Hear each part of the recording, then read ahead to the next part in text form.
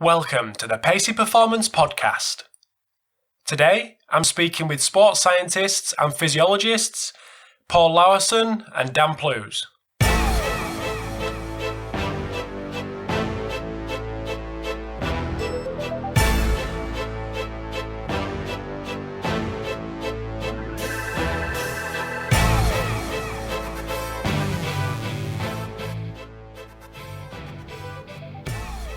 Thanks for tuning in to the Pacey Performance Podcast. So today we have Paul Laursen and Dan Plews on the show.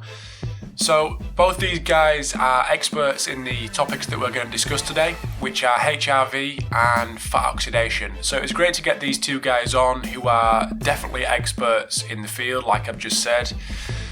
But just before we get into the chat with Dan and Paul, just got part 2 with the one and only Jay Mayo talking about nutrition and following on from 2 weeks ago in the Scott Caulfield episode.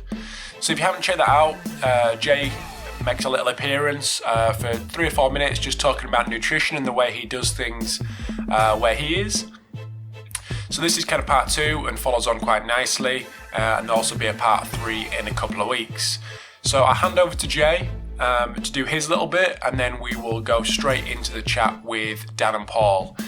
Massive thanks to both Coach Me Plus and Vald Performance for sponsoring the episode today. So this little bit with Jay is brought to you by Coach Me Plus, so thank you to Kevin down there for sorting Jay out and getting him on the show. So I hope you enjoy both parts, and I'll speak to you soon.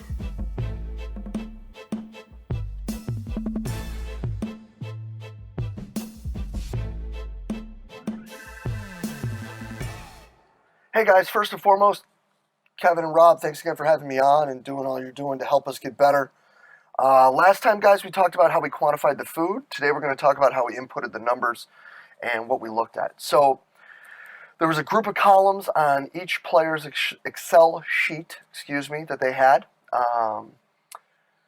That was split up for eggs, reds, which was the protein source, outside of the eggs, blues, their shakes, the snack bag we gave them, and whether or not they had a milk after lift. Each one of those was set with a number. Remember, the reds and the blues were each 150 calories. The shake was what they made, and the math that we did for each player for the shake that they got every day. The bags we just calculated off of the labels, and the milk, again, was off the label. We then, again, took the expenditure that they had from practice off of the Polar Team 2 system, put that in a column, divided that by the number 150, so we knew how many units, like what we were asking the kids to eat, they expended each day. After that, we looked at the intake, and what that formula was basically a long addition formula with a couple of if statements in it. So the first is it took the column that was eggs, and it multiplied the number in that cell times 75. Each egg was 75 calories. Added that to the number of blues, so that column times 150, adding that to the reds, which was again 150, and then we add in an if statement. So after that, it was plus, parenthesis, if in capital letters, another parenthesis, and then the cell, which in this case was AP50. If that equals 1, so AP50 equals 1, comma, 478, comma, 0, close parenthesis. So what that means is, if in that cell there's the number 1, that means they took a shake, and the shake's calories was 478. So that would be added into the equation. If not, then it was 0. They didn't take the shake, there was no calories added.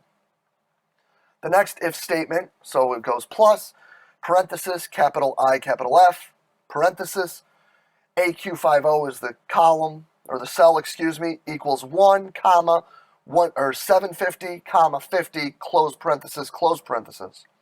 So if in that cell there was a 1, then they got 750 calories from the bag that we hand them, their snack bag every day. If not, it was 0. And then the final one, parenthesis, if, parenthesis, AR50, again, which is the cell, equals 1, comma, 220, comma, 0, close parenthesis. That is the caloric value for the milk. Add all that together, that's how we get the caloric value for the day. We divide that up by 150, and then we know if we had plus or minus on the units. So we had a simple measure just to show them that they needed to eat more of the reds or the blues. We'll come back next week to show how we split that up, and we showed the coaches whether or not it was our fault or the kids' fault or we were on the right track. Kevin and Rob, thanks again for what you're doing, guys, and let's get on with the show.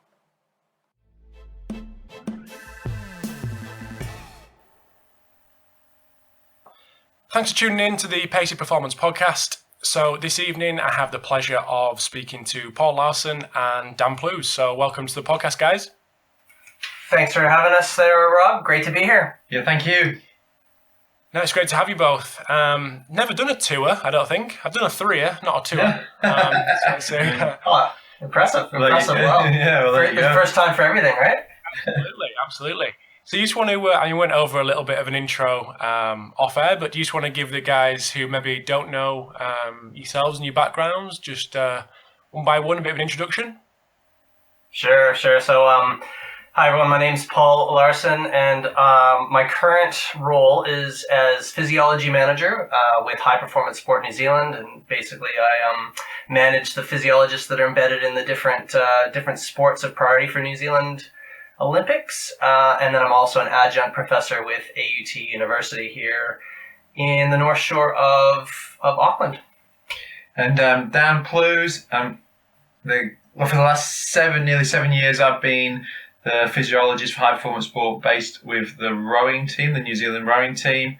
Also an associate with AUT and Waikato universities, and also do a bit of triathlon coaching to some professionals like Caroline Steffen and Tim Van Berkel. Nice. So I know we chatted off air a little bit about HRV, and it's something you guys know a little bit about, as you mentioned. Close to our heart, you say? Yes. It's what, sorry? It's close to our heart. Very close to your hearts, yeah. Love the pun, like it. So we were chatting about one of the apps that I've got on my phone, which I really like, in HRV for training. But I just wanted to, I'm not on commission for that, by the way. We are. Excellent, perfect. You're clever than me. Do you just want to firstly maybe give a bit of a background on where the interest came from, and then maybe give us a bit of a kind of a base to jump from with regards to HRV and what it is? Yeah, sure. I'll start, and then I'll kick over to Dan. The Plews. I guess it was, the interest kind of goes back from when Dan and I first met, which would have been when I was an associate prof at Edith County University over in Perth, and we were doing a bit of a gig up in Singapore where we would teach classes up there. And that's where I ran into the Plews in the lab, and he was with the Singapore Sports Council at that time. And he was a bit of a fan of the Prof at that. Big fan of the Prof. And yeah, obviously we got to talking, and we really hit it off from the early days there. But Dan wanted to do a PhD, and we started thinking about topics. And there was this topic at the time, or this other fellow that I was working with that most people on your podcast will heard of, and that was Martin Bichette. And Martin was really big. He'd just kind of finished up his PhD and other studies in the area of heart rate variability. And he was really passionate at that time about doing more work in the area and with applied sports science. I guess I moved over to New Zealand, got the job that I just described, and Dan was one of the first people that I called on. He was the first person I called on to kind of come over and join our high performance team here on an AUT PhD scholarship to do the topic with Martin and I in heart rate variability. Yeah, and I guess the original concept, it came from a guy called Antti Kivilenium who he did a couple of papers, and he showed that possibly by doing your training guided by heart rate variability is a better way to train, or better training. You get better training adaptation than just doing it on like normal, your standard training where you just follow a training program. So the idea was that if your heart rate variability was high, you would do a high intensity session on that day. And if your heart variability was low, you would do a kind of a low or an aerobic kind of recovery session on that day. And that's where the concept started. And that's the avenue that we went down originally. Mm-hmm. So that's a bit of background. Yeah. It's what, sorry? I said, well, the story doesn't end there because we learned a lot from that. But yeah, don't go away. That's not it. That's not it. We haven't. That's just the hook. That was the hook. So what's changed from that kind of initial interest? What's changed across that between then and now with regards to HRV and how we collect it and what we think it means?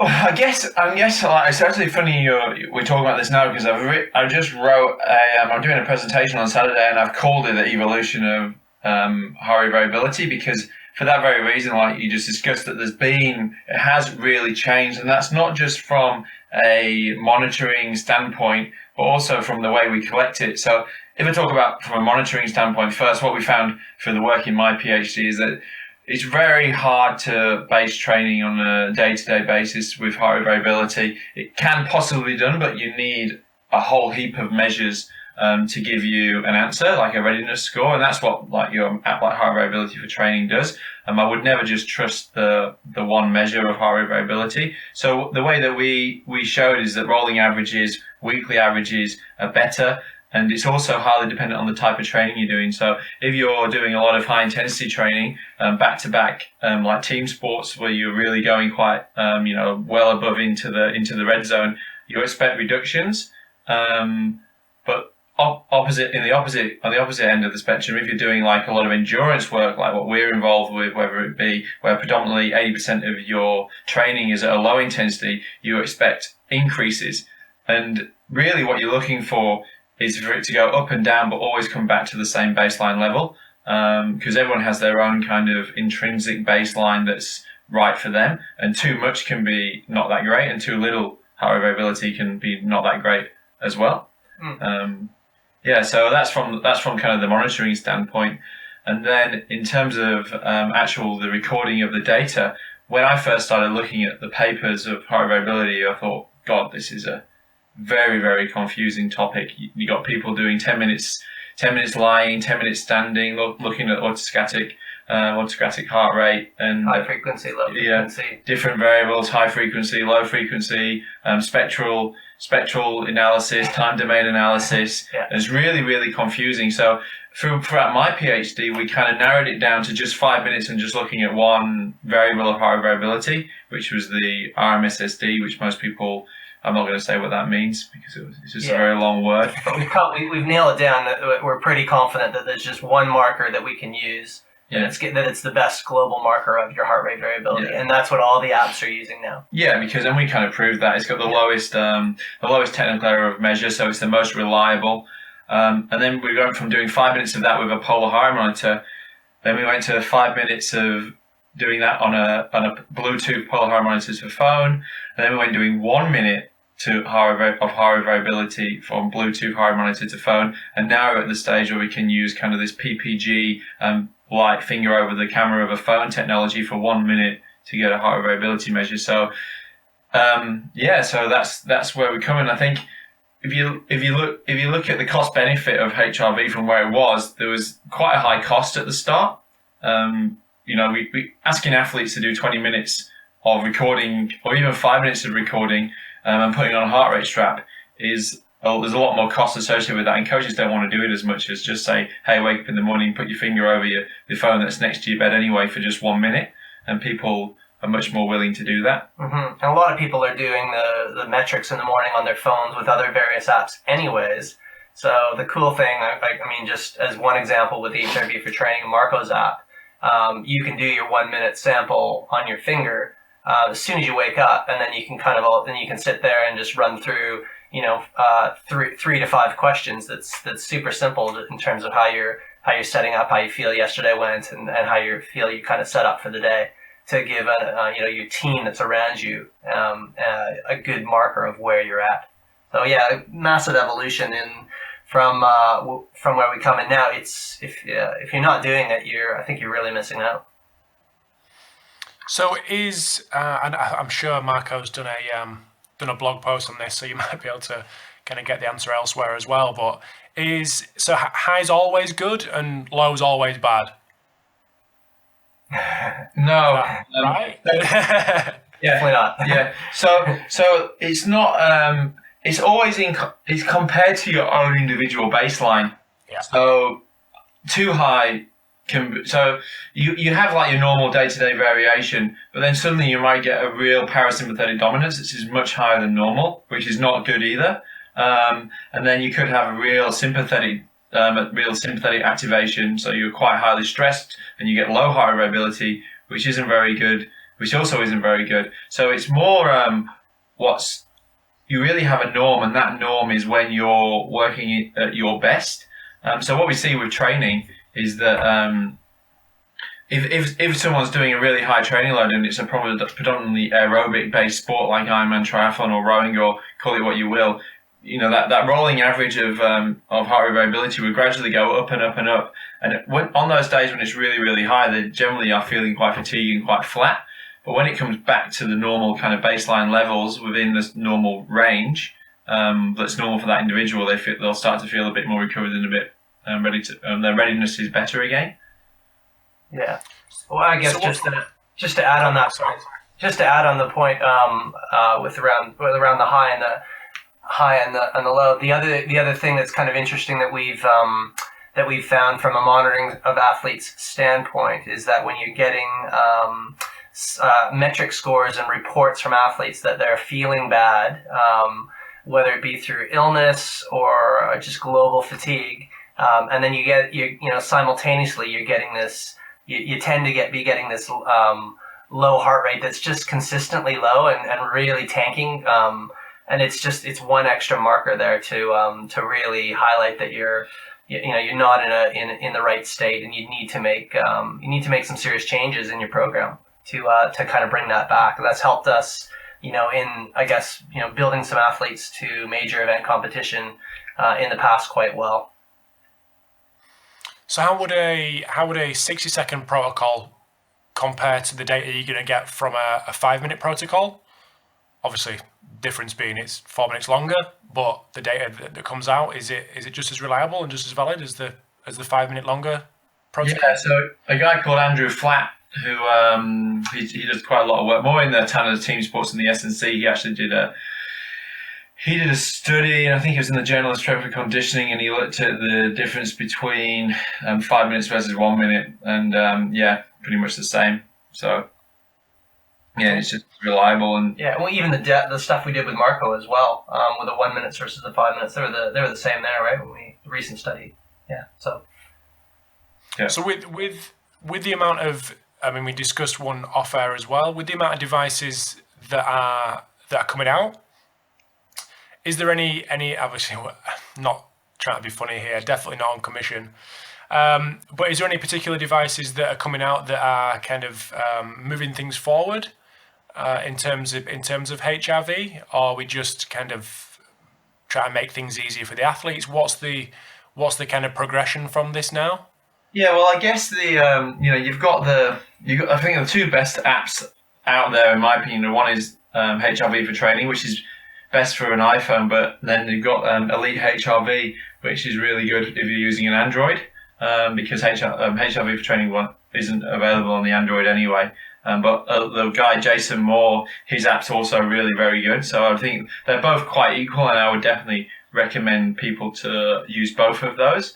But also, one of the recent things that we've got is this thing called First Beat, which actually is permanent HRV monitoring. So you actually leave it on, and you and it does heart rate variability all throughout the day, continuously, and you can actually see especially from a health perspective, what your stresses are during the day, what stresses you out, and what what makes you relax, and that's one of the things about heart rate variability is I don't really look at it from just a performance standpoint. It's very good from a health standpoint, and that's where a lot of the original heart rate variability work came from, because people realize that people who have high heart rate variability generally live longer.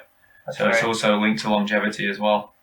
Yeah. There's the Palo Alto Prize is this the Human Longevity Project, and it's like $1 million prize for I guess the research group out there that can make a concerted effort from research towards improving health and longevity of people, and the main marker that they're using, you've got to be able to demonstrate that you improve heart rate variability. So that's quite a big weight to put on this marker, and they, obviously the scientists behind that $1 million are pretty confident that it's important. So it says a lot there.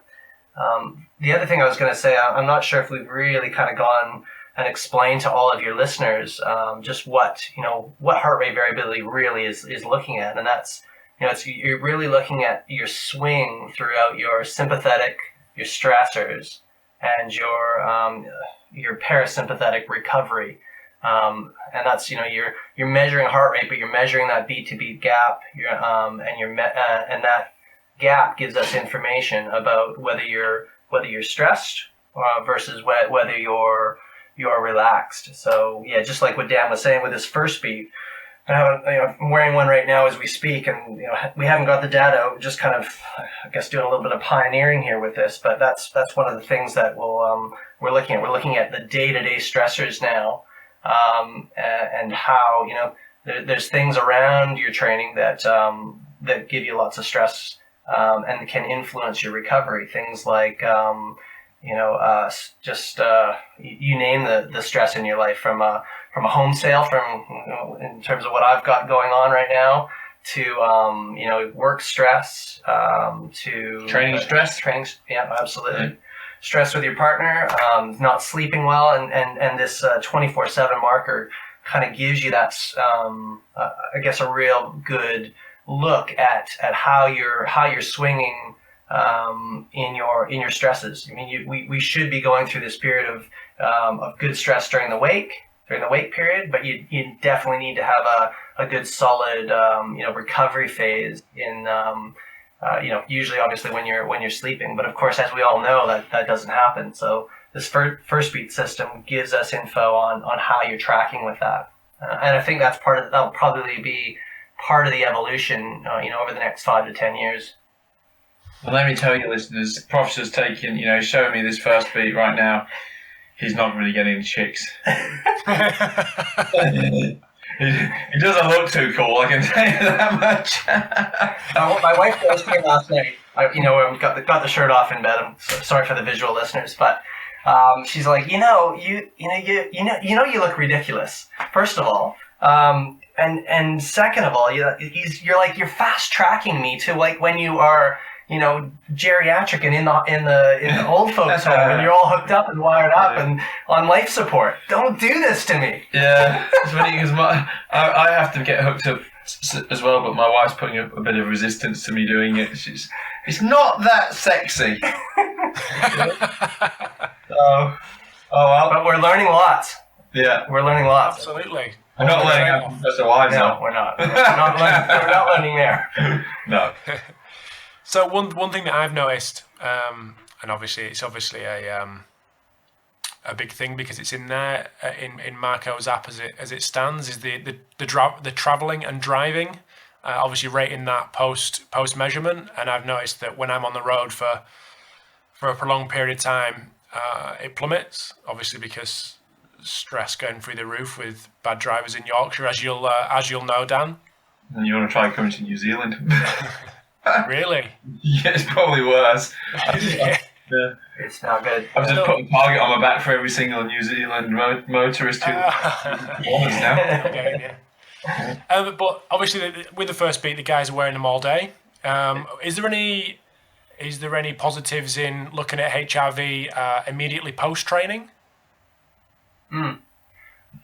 Well, I mean, we certainly do it for research studies to kind of have a look at how, how stressful maybe a certain session is, which is, I think it's more interesting. I don't know how useful that would be. From a day-to-day monitoring perspective, I would say probably not. I don't know whether you're going to... I guess I don't think people would change recovery based on how stressed the session was. I think there's other ways there's better ways to monitor how stressful the session was just through the general load of it, right? Yeah. Rather than your heart variability. So we've just finished a study where we looked at different sorts of training, and so we looked at like glycolytic training, VO2 training, threshold training, and just aerobic training. We used high variability as a marker of recovery to see how that each session affects the individual differently. Yeah. So yeah. But yeah, my opinion would be that'd be kind of too busy. And again, we're getting back to where these are individual single data points. And again, when you go back to what the Plews really learned throughout his whole PhD thing, and it's that when we're looking, the main usefulness that we can see now, at least at this point, is that morning, the consistency of the morning measure to look at how you're tracking through kind of blocks of training, or week to week, how are you kind of tracking in terms of your heart rate variability. To me, that's the most useful way to get info and that out of the HRV, as opposed to a single day sort of thing, or even after exercise. Yeah. So we're going to take a very quick break in the chat with Dan and Paul. Hope you enjoyed part 1. So in part 2, we get into a chat around fat oxidation. So just before I let you get back into part 2, as I've mentioned a couple of times over the last couple of weeks, I have a new website coming up. So the thought behind the new website is to basically allow me to add new content to the site, not just on the podcast, but some video stuff, which will be interesting to hear people's feedback. So on Monday the 5th of December, the new website will go live. So any feedback anyone's got, I would really appreciate it, because I want to make it better. So just keep a lookout for that, and any publicity and sharing would go down an absolute dream. So gonna get back into the chat with Dan and Paul. Hope you enjoy part 2, and I'll speak to you soon.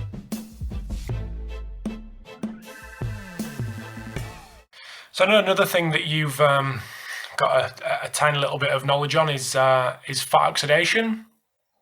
So I know this is something you sent a few things over to me on email prior to the chat, and I just want to kind of backtrack to probably first year undergrad, and I just would like you to give us a bit of information on maybe just kind of replicate the HRV piece with why that area and where that kind of that interest came from, and then take us through a little bit of the journey. Yeah, sure. So the fat oxidation journey would have started actually in the high performance sport offices when I was starting out, and I got asked to review a paper from Stephen Seeler's group. And Stephen Seeler's group, Ken had led his first author on it from Norway. They'd done this pretty cool study where they took these recreationally trained runners training about 3 times per week, and then they compared their response during an interval training session with a well-trained kind of an elite orienteer group. And when I was reviewing the paper, because on interval training, I thought it was one of the very last slides or figures that came through showed this nearly perfect relationship between the fat oxidation that they were using during their intervals and their VO2 max. And I'd never seen that before when I was in an undergrad. When I was an undergrad, I guess I'd learned that at high exercise intensities, it was all about carbohydrate. You had, you're doing a metabolic cart test, right, a VO2 max test, and you're seeing carbohydrate go skyrocket, and you're seeing fat oxidation plummet as the RAR went up, over 1, it was kind of remarkable to me. And I gave my few comments in the paper, and I said highly recommend. And then I got the word back that it was. I didn't get too much word at that point, but then the whole LCHF, Tim Noakes and Against the World debate kind of happened, and I was thinking, well, what about that paper that I reviewed back with Stephen? So I flicked Stephen a message, and he said, no, we could never get that published. No one ever accepted it. No one ever believed the data. So we started in again with that group, Dan and I, with some new stats on it, and got that published in BMJ Open, and we showed exactly what I just described, where there's that pretty strong relationship. The more well trained you are, the more you're using fat at high exercise intensities. No, and I mean the carbohydrate oxidation was actually going the opposite. It was last year, and it was at 90% of VO2 max. It was still burning quite a lot of fat, which is lots of the other kind of the pro carb academics, they argue that at 90% is doing nothing. There's no carbohydrate usage at all. Yeah, so it gave us a new perspective, I guess, on the whole fat oxidation thing. So this is going to be because the last 30 seconds I didn't actually catch. Okay. I'm hoping the recording did. But with regards to fat oxidation, why? Firstly, why it's on my mind. Is there any link there with that and the HRV stuff that you've been doing, Dan? I think the link's becoming more and more apparent, especially from a health standpoint, in that we're really finding the glucose in the blood for one is quite a sympathetic mediator, so it really activates the sympathetic nervous system. And that can actually be linked to hypertension and just general poor health. So if you think about it, you've got a lot of glucose in the blood. Glucose mediates sympathetic nervous system, and that will therefore decrease your higher variability, which we know is a good sign of all-cause mortality. So you're just generally not as healthy, and you're likely not to live as long. Possibly. Yeah. So there's a lot of, someone needs to really get out there and do this study. But the number of links that we're seeing here with all these things is uncanny. There's and they're all just relationships. There's no, and correlation does not prove causation. So acknowledging all that, but we see again the relationship that we just described with high fat oxidation, high VO2 max. We described before the fact that the Human Longevity Project is using heart rate variability as a marker of, I guess, human longevity and health. We see athletes with elite athletes with really high heart rate variability, and typically when they're young they have good health markers as well. So there's all these things that are pointing to a strong relationship between the two, but it's not never going to be 1-to-1, but there's certainly some suggestions that it could be. I think one of the big problems is we never really got good markers of fat oxidation. One of the reasons we didn't really mention it in the what we were chatting about before, but the big reason that fat oxidation, I guess, hasn't been appreciated at high intensities before is this whole buffer that we have in our bloodstream called bicarbonate. So when you cross your threshold, you cross your lactate threshold, you're out spilling a bunch of hydrogen ions that get buffered by that bicarb, and we kind of forget that that bicarb goes out, it forms carbon dioxide. Carbon dioxide is the marker that is skewing the equation for how much carb and fat you're burning at high intensities, right? Mm-hmm. So there's really everything past your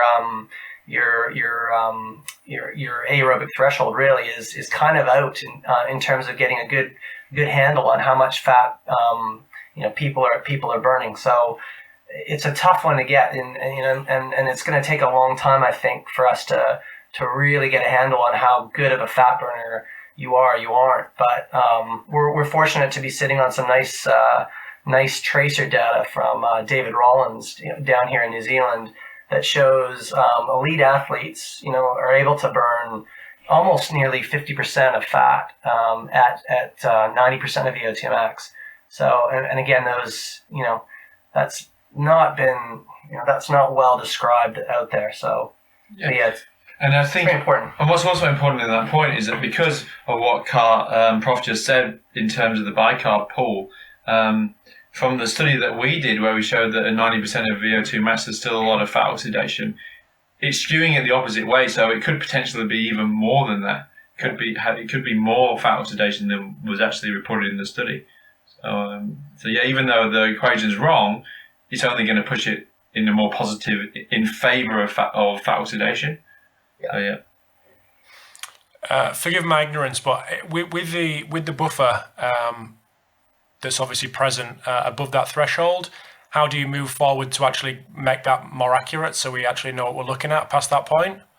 Yeah, you need to go into the radioactive tracer literature. So there's Luc Van Loon and a few others have done some work in that, but we need and they're real expensive, difficult studies to run. But in terms of the sport, the hardcore sports scientists out there need to collaborate with almost the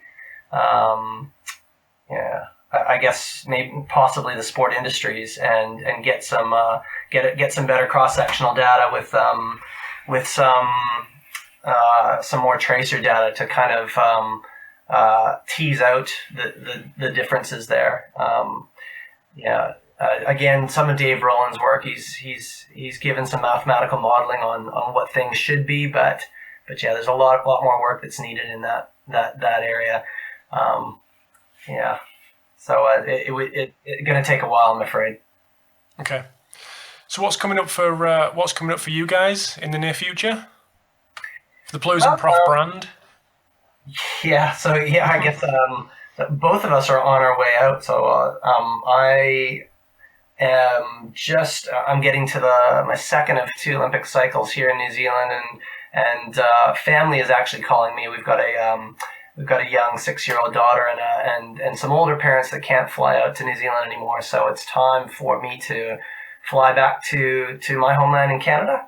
And I am going to be sort of just, I'm on my last couple of months here, just putting the finishing touches on things and leaving it for someone else at High Performance Sport New Zealand. But I'll be moving to Canada and writing a book with my friend Martin Bichette on interval training, and that'll be taking a lot of time doing that. I'll be in the snowy mountains of Revelstoke, British Columbia, and then I guess the other thing we'll be doing is a little bit of we want to I guess describe a little bit more of the stuff that we're talking about on health and heart rate variability and longevity on our plewsandprof.com website. Yeah, and that's going to be we like to think of it as an education portal, really, to give people, so people who are interested in this, they can follow the blogs. Maybe we hopefully might do a podcast at some point where we just, education for the masses, so we can help, the A-type personalities, people who are trying to, kick ass in all walks of life, whether it be sport, work, family, and hopefully with that. So yeah, and what are you doing? And I'm my last day of High Performance Sport is the 9th of December, and I'm moving to a company called Kitman Labs, who specialize in data analytics for team sports. So that's basically performance monitoring. And I've been talking to them for a year, and they're really doing some exciting things in the sports monitoring space. Really, just making. I've worked as a sports scientist for a long time, and it's really empowering sports scientists to actually make good decisions to help teams and individuals go faster and manage training and manage injury risk. So where are you going to be based, Dan? You're still based over there? Yeah, I'm still going to be based in New Zealand. Okay. So the head office for Kitman, one's in Dublin, one's at Menlo Park, Silicon Valley. But I'm going to be I'll be based here in New Zealand for the time being and trying to get a bit going in the Australasia region. So yeah, we've already got quite a lot of traction. So I mean, yeah, I'm really excited about the working with them and the potential that it has in terms of not just injury risk but also training monitoring. So yeah, it's great. Excellent. So last but not least, you're both active on Twitter. Oh, just before I forget, big thanks to Martin for the introduction. So yeah, Twitter. You're both pretty active on there. Do you have your handles at hand? Sure do. Go, Prof. So yeah, I'm at Paul B. Larsen. Yeah. And I'm at the Plews 1. And then we also have at Plews and Prof. Yeah, so there's 3. And then you can also, for those who are interested in the website, so at the moment we're just waiting till our high performance sport, our contract's finished, and then we're going to go full in with the website. But those who are interested can sign up and just sign up to say that they're interested at www.plewsandprof.com. And then once we're up and running, which will be in about a month's time, you'll be the first to be notified that we're ready to go, and you can look at all the exciting content that will be up there. Happy days. Yeah. Well, thanks for your time, guys, and thanks for giving up your morning to have a chat. Yeah, a pleasure, Rob. Yeah, love your show, and thanks for having us on. Yep. Now we're heading out for a ride. We are. Good. Yeah, at least someone is. It's dark and horrible here. Yeah. So I was told by the CEO of Kitman Labs that he wants me. He said, when you start, you might have to send you to Dublin. And I went, what? You want to send me to Dublin, the most from the cold winter of Dublin, from the sunny beach of New Zealand, do you? Yeah, don't do it to me. Do not. Well, this is yeah. Oh well, you got to do what you got to do, haven't you? Absolutely, mate. Well, I'll let you get back on with your get ready for your ride and enjoy yourselves. Perfect. Awesome. Thanks, Rob. Thanks for tuning in to episode 113 of the Pacey Performance Podcast. Just before I let you go, just going to ask a little bit of a favour. On Monday the 5th of December, as I mentioned in the interlude, my new website will go live. So I'll be splashing that around Twitter and Facebook. So if you do see the new website and the publicity that's around it, please give it a share. Hopefully there'll be some really interesting stuff on there that will obviously be shared individually anyway. But I'd love to hear people's feedback. So Monday the 5th of December, just keep an eye out. So thanks for tuning in again, and I will speak to you in episode 114.